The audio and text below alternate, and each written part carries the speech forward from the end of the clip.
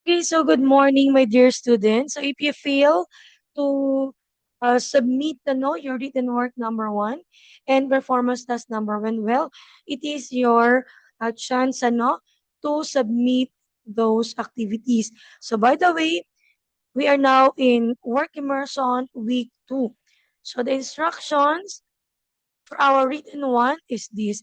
So after watching the video, so you're going to design a simple and creative graphic organizer to capture and organize the key ideas presented in the video about the about concept paper. And then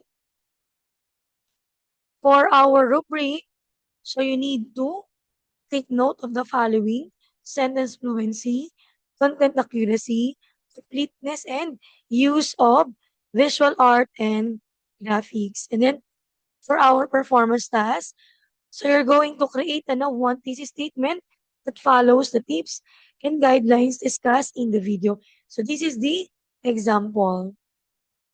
So for the rubric for this activity, we have your completeness, sentence fluency, clarity and focus, and it should be in or impactful. So this is now the video. A concept paper works as a proposal, providing a deeper analysis of an idea that you want to share with others. Most of the time, its goal is to explain the importance of a project. Before you start working on your portfolio, you need to plan for it first. You need to think about how it will look and the steps that you need to do to create and complete it.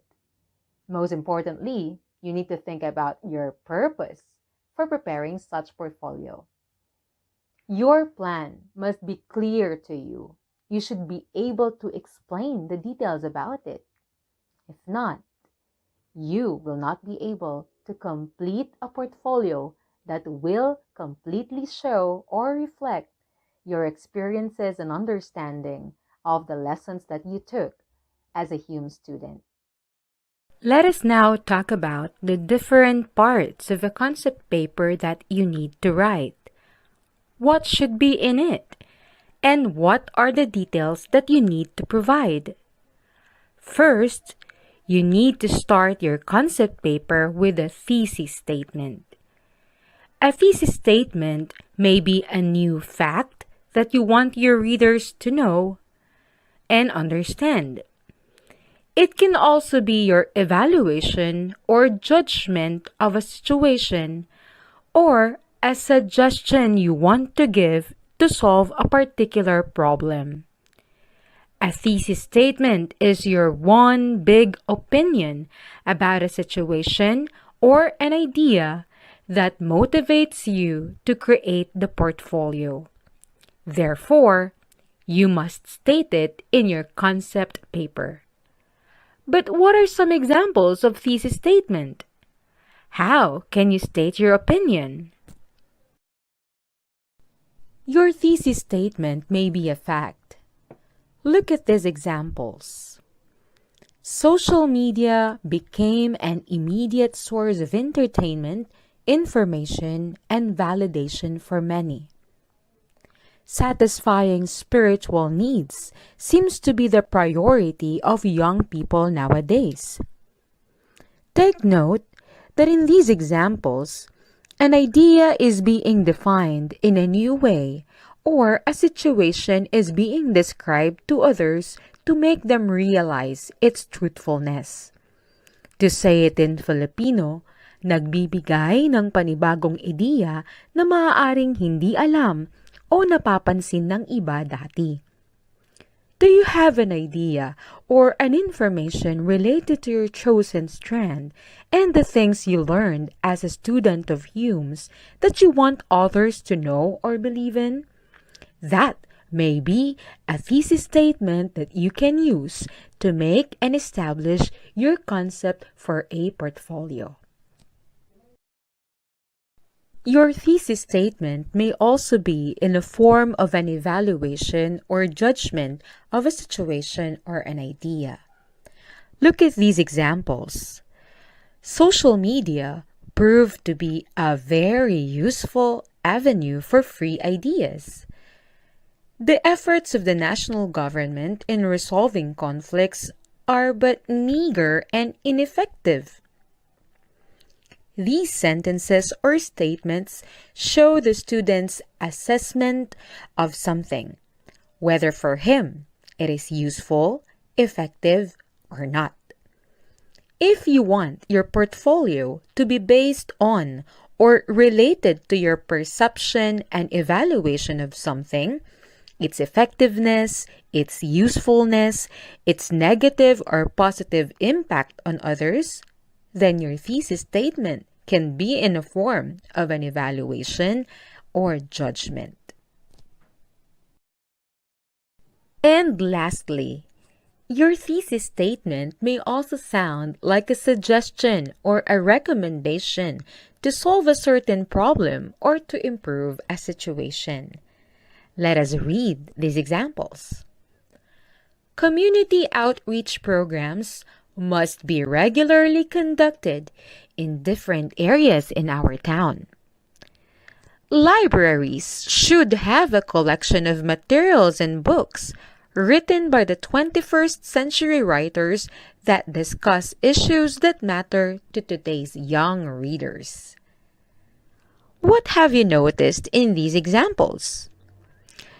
Look at the phrases written in darker and bold letters. Must be regularly conducted. Should have a collection of materials. These phrases show that the writer or the student is suggesting something that can solve or improve a situation. Is your concept for your portfolio based on a suggestion that you want to give?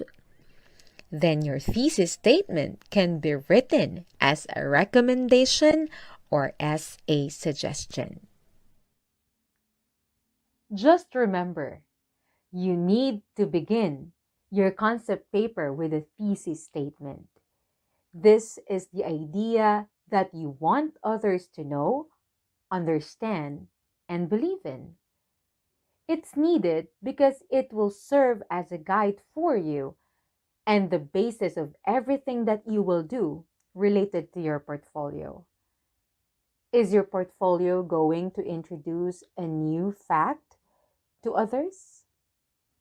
Or will it reveal your judgment or assessment of a situation? Or is your portfolio going to give a suggestion in order to solve a problem? Make that clear in your concept paper. The next information you need to include in your concept paper is the description of your portfolio. How should you describe it? First, give a background. Why do you need to prepare the portfolio? What previous subject or lesson related to your strand inspire you to come up with your concept? Why do you want this portfolio to be shared with others? You have to state these information. Second, give your purpose. What is the portfolio for? And remember, this purpose is connected to your thesis statement. And lastly, discuss and describe the portfolio. How will it look? Will it be written? Will it be in the form of a video presentation? Or a compilation of your best outputs? Or will your portfolio be digital in form? Something that can be published or shared online? Whatever it may look like, discuss it here in your concept paper.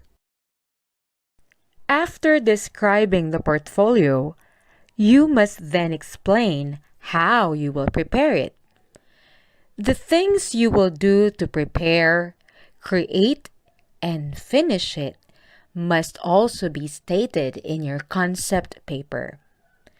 Are you going to write a compilation of narratives or stories? Are you going to take pictures or make sketches and include them in your portfolio? What are the steps that you will take to finish it? These details must be written clearly in your concept paper.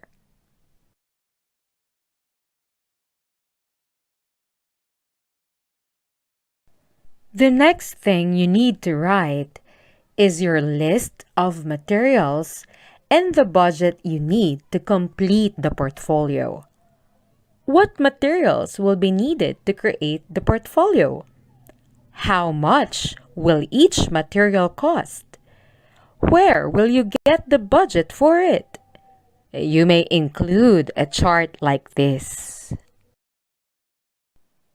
List down the materials you will need. For example, bond papers. The amount you will need, 124 pesos. And your source? It's possible that a generous relative of yours will donate this amount or a rim of bond papers for your portfolio. Why is this needed in the concept paper? So you would know whether it will be possible for you to finish the portfolio you are planning for, or there will be some problems that you need to face and make adjustments on. Now, how should you end the concept paper? End it with your reflection.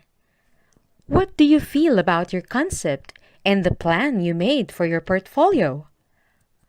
Although the portfolio must show your understanding and appreciation of the subjects you took as a Hume student, your portfolio must also be able to teach you something. What lessons have you learned or relearned? Did it make you realize the importance of a principle?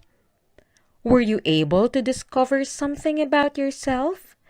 Or did it help you decide on what you want to do after you graduate from the senior high school? Whatever effect this portfolio's concept has on you, include it in the concept paper. To summarize all these points, please remember you need to write a concept paper to explain your plan for your portfolio.